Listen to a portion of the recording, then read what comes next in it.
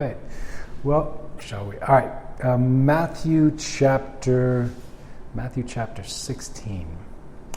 Matthew 16 and verse 24 says, "Then said Jesus unto his disciples, If any man will come after me, let him deny himself and take up his cross and follow me.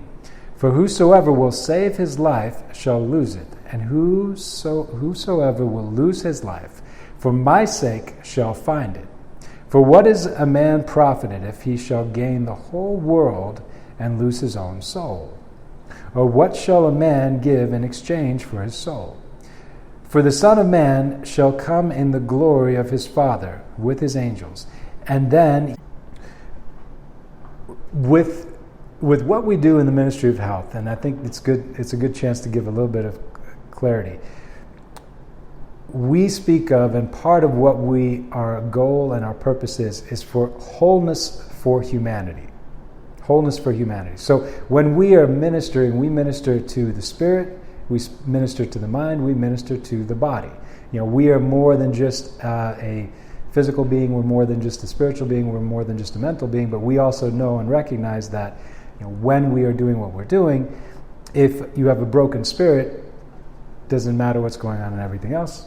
If you stub your toe, your whole day is off, right? So when we are addressing and when we're doing certain things, we're looking at and we're ministering and we're engaged in the maximum for our experience and our human experience here. So today, when we go through the scriptures and when we are speaking on the spiritual side of what this aspect is of our human experience, Jesus, he is cluing people into something, because a lot of people, when they're here in this life, they want to live to the difference between just getting by, i.e. surviving, just getting by, versus thriving, which is what humanity was meant for in our design, in our being here in this life.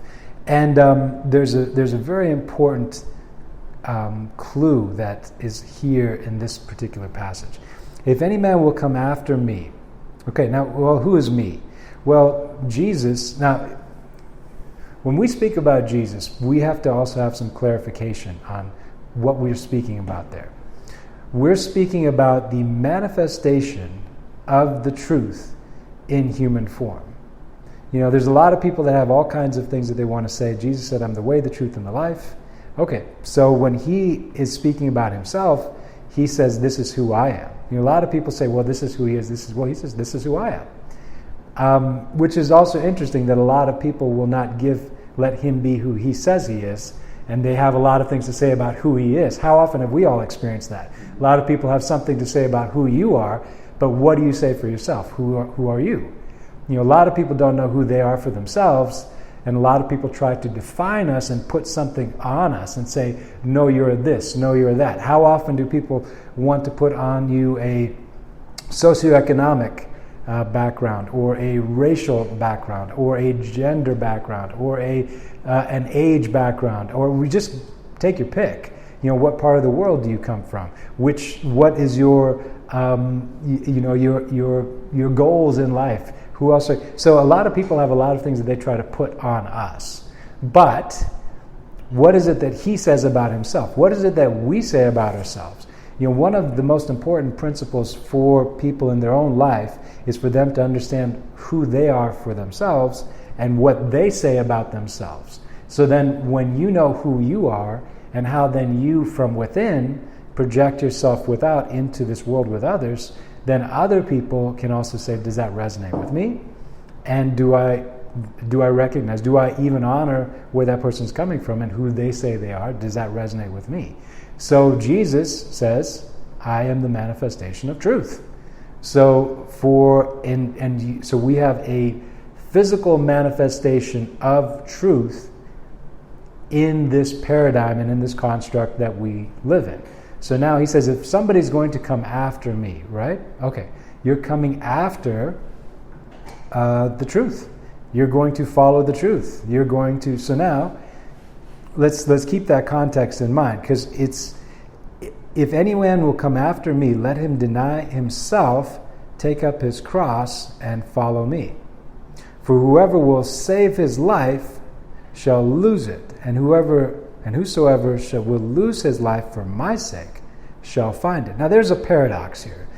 The paradox, and this is one of the reasons why many, many, many people in this life and in this journey are just surviving.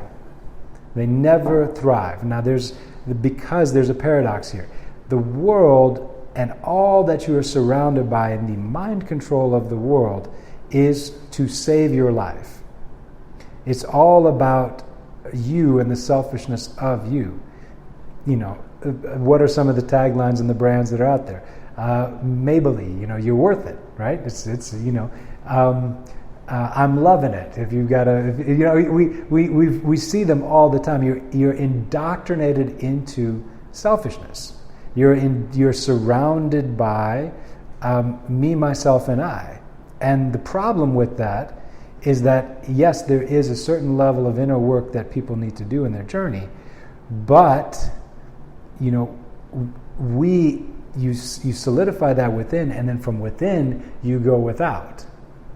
And many times what happens is that people will find the fulfillment they're looking for, the experience they're looking for, the enjoyment of this life they're looking for by being of service to others, by being of benefit to others, by enriching the environment that you're in, by making a contribution.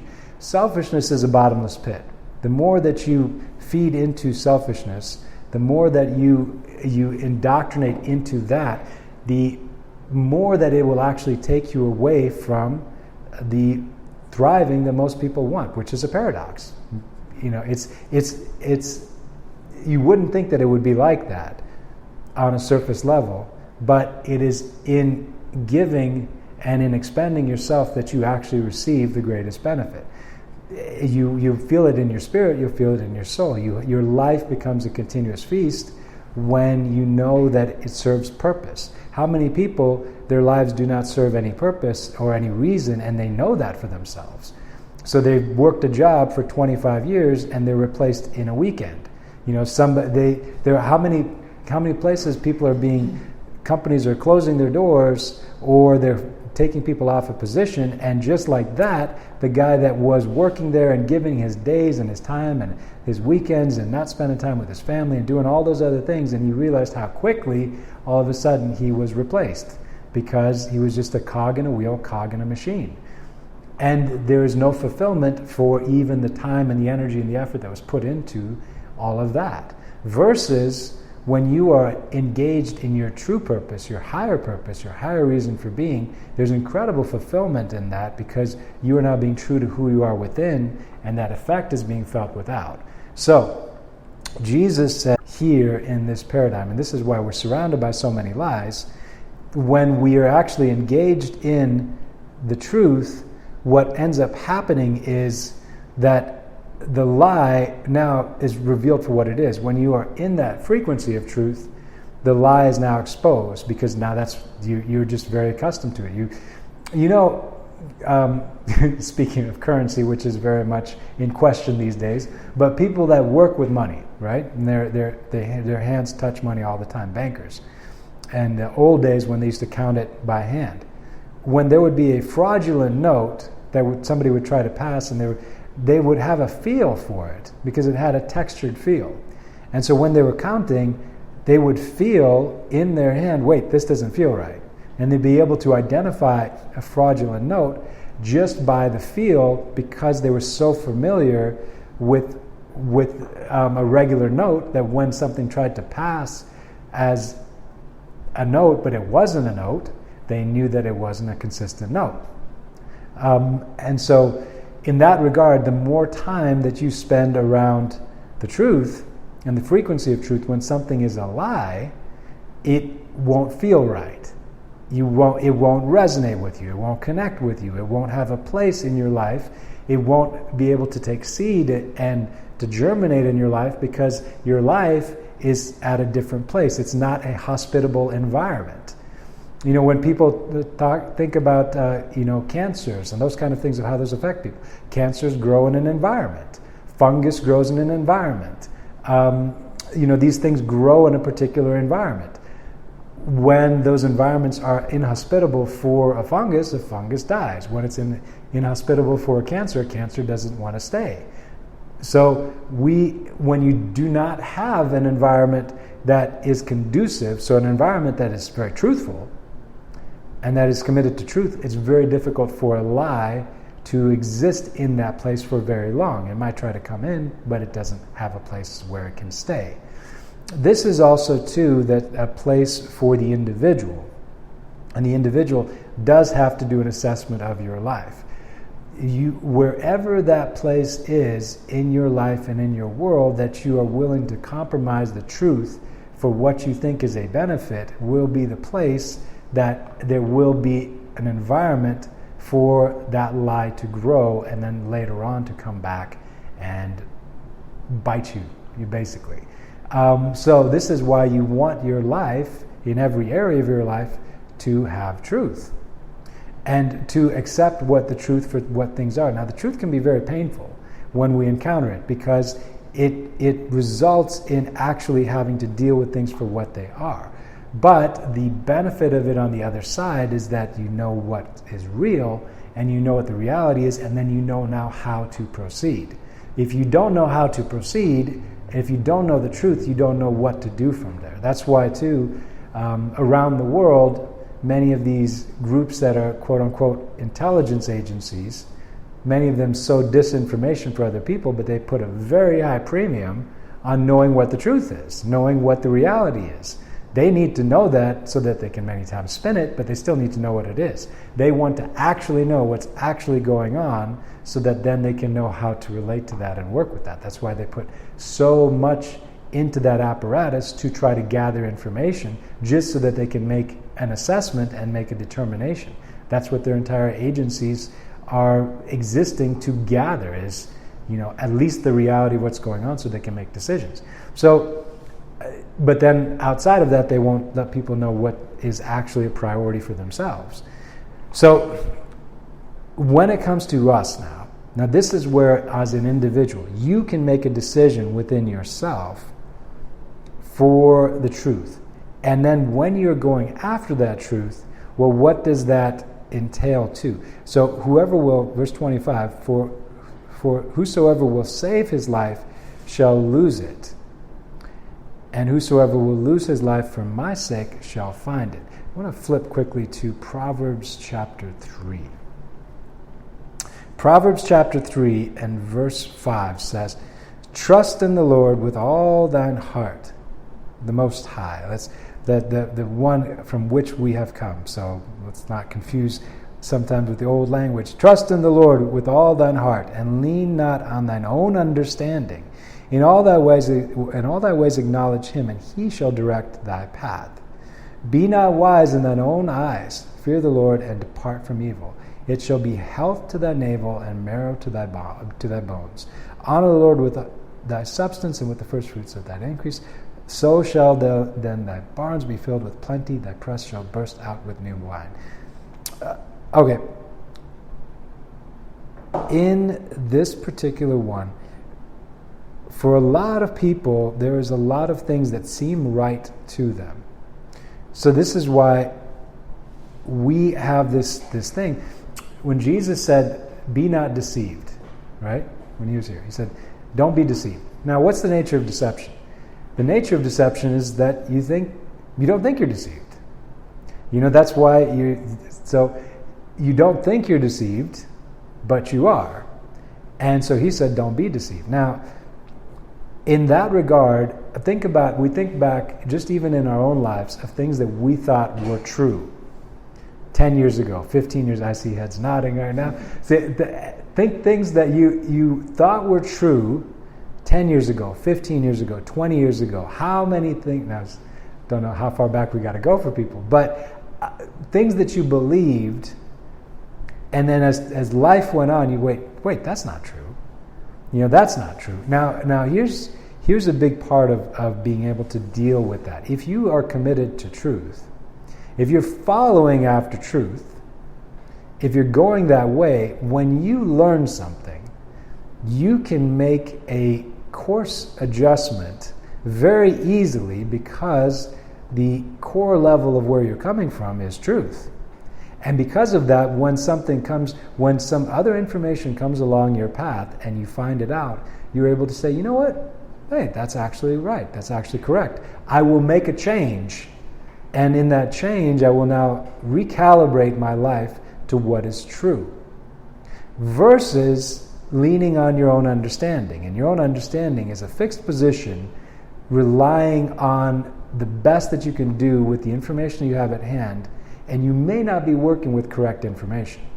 And in doing so, you actually endanger yourself, because what happens when what you believed turns out to be false? This is where a lot of people actually end up melting down in their own lives, because they find out later on that what they thought was solid, but was of their own understanding, is actually not. Is actually a falsehood, is actually something that is a lie, is actually something that is a deception, and that's why people melt down, and many of them are melting down even in this day that we're living in right now, because they believe something, and they gave themselves over to it, and then later on they find out that's not true. So in Proverbs 3 verse 5 says, "Trust in the Lord with all thine heart, and lean not unto thine own understanding. In all thy ways acknowledge him, and he shall direct thy path. Be not wise in thine own eyes, fear the Lord, and depart from evil." So when you're wise in your own eyes, when you depend on your own understanding, when you go the way that you think is going to be the most fulfilling in and of yourself, many times that actually leads to sorrow, misery, destruction, and a back to thriving versus surviving, just a survival of life. You're just making it. Because what happens when life is not built on that which is real? Well, there's the story of the two people that built. One built on the sand, and the other one built on the rock. Well, the sand shifts just the same as the lies. And so what happens with the lies, when the earth shifts underneath you, whatever you built falls over.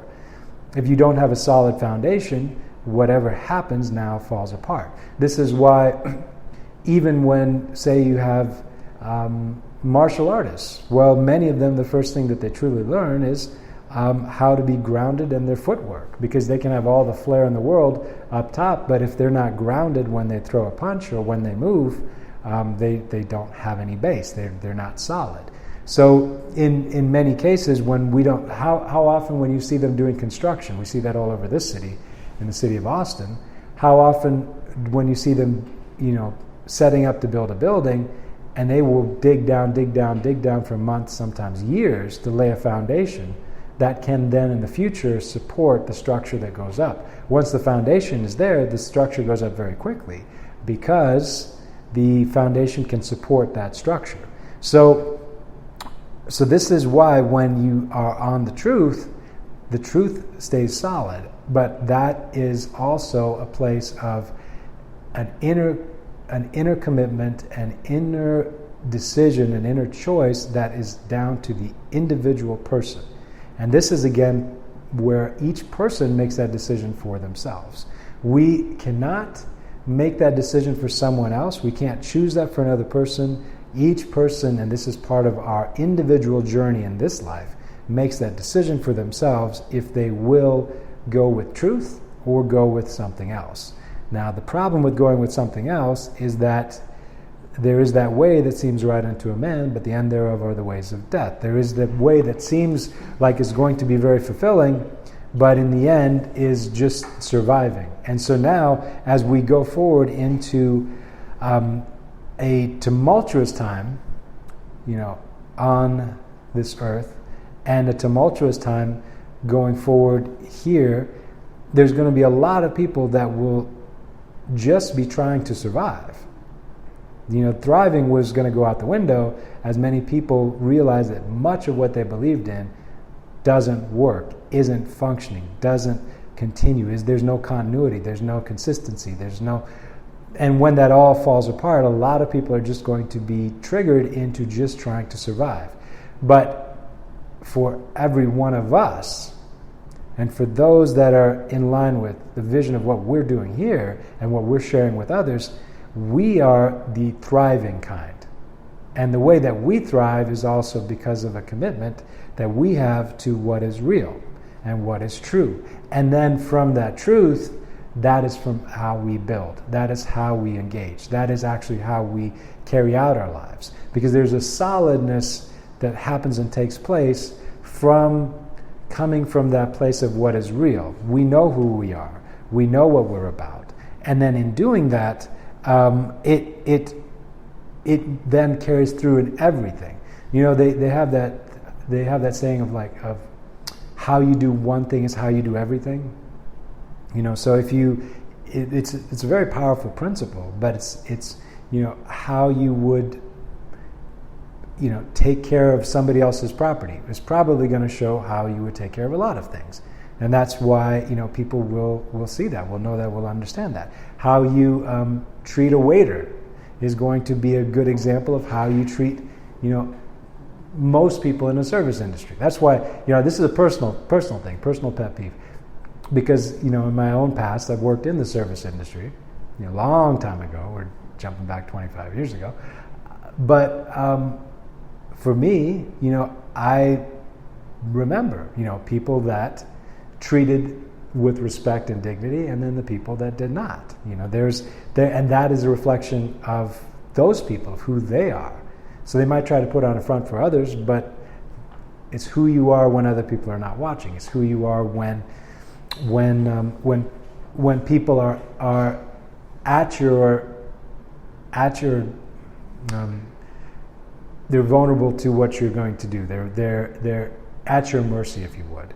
So, you know, I like it when people treat others with dignity and self-respect for whatever it is that they do, because all that we do is deserving of that in this life.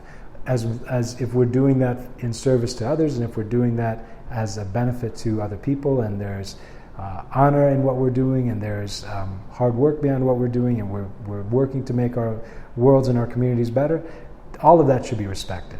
And so when it's not, you know, and people have those inner issues that haven't been resolved, you know, I take note of that. So we can all continue to improve all aspects of our lives, even as we're here, because this is a journey. When in this piece, though, for when Jesus is speaking, one of the things that he allows for is a question, and this is a question that people should ask for themselves. Verse 26 in Matthew 16. For what is a man profited if he shall gain the whole world and lose his own soul? Or what shall a man give in exchange for his own soul? Now, if you get it all but you lose yourself, if you get it all but you lose the true nature of who you really are, well, what did you really get? See, this is why, too, that story in Luke 4, where Jesus is offered by the devil all the kingdoms of the world and their splendor, you know, if you just bow down and worship me, you know, well, what is he offering? He's offering him something. Yeah, I'll give you all of the stuff, but, you know, you've got to give up who you are. Now, what do you get if you do that? What do you truly benefit? Because now you've lost yourself. You've lost what's real. You've lost what's actually important. You've given up that which is everlasting and the real value for something that is temporal and passing away, which is the fake value. So even in that regard, the devil knows that what he's offering is he's getting the better deal.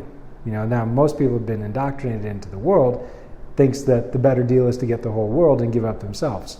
And that's what he tells you, because it's always mind control. It's always a game for the mind. But he is continually working to get you to think in a way other than what's true and what's real. And so you have to recognize that. Part of the way you can recognize that is be tuned to the frequency of truth, because then when you hear it, you're like, I don't think so. So for example, your attention is very valuable. Where you put your attention. Now, for those that are listening to this later, they will, this is your attention, this is your time. Your attention is valuable. Where do you put your attention? Is it in something that is strengthening your spirit? Is it in something that is strengthening you for your journey? Or is it something that's diminishing from that? Is it something that is stealing that from you? Is it something that's trying to indoctrinate you into another way of thinking that is not conducive for what is real? So there's been a very strong attack against the minds of humanity here on this earth, and this is why too. It's been an attack against the triune of the human being, against the body, against the mind, against the spirit. And this is why when we minister, we have to be ministering to the whole person and not just one aspect, because all has been under attack. And so we have to do for all. So that is part of what we're all working towards as well in this time and in this energy that we put forward. So that's a question that each person should be asking for themselves. And only you can answer that question for yourself. Only you can answer the question for yourself of what area in your life and in your world will you give up what is true for a lie in exchange for something that you believe will benefit your life and in your world. Now, if there is no place for a lie in your world, then you are now perfectly primed for everything that's true and everything that's real to be manifest in your experience.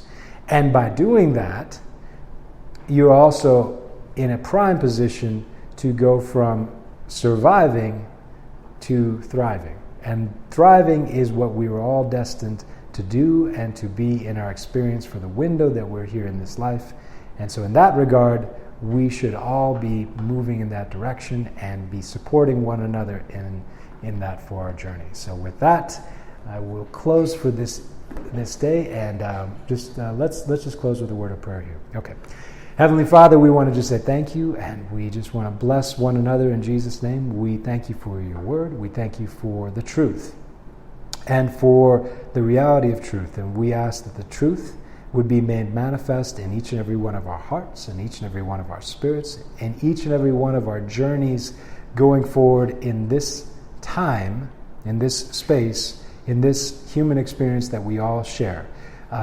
We remove every obstacle and every block to the truth in each and every person that hears this, and we ask that every one of us would walk in the truth and in that journey and in that plan and purpose that you have for each of us. May we no longer be living in that place of just surviving, but may we thrive in the maximum of the human experience in this window and in this season of life that all of us are in. We thank and praise you, and we worship, and we go forward with grateful hearts in Jesus' name.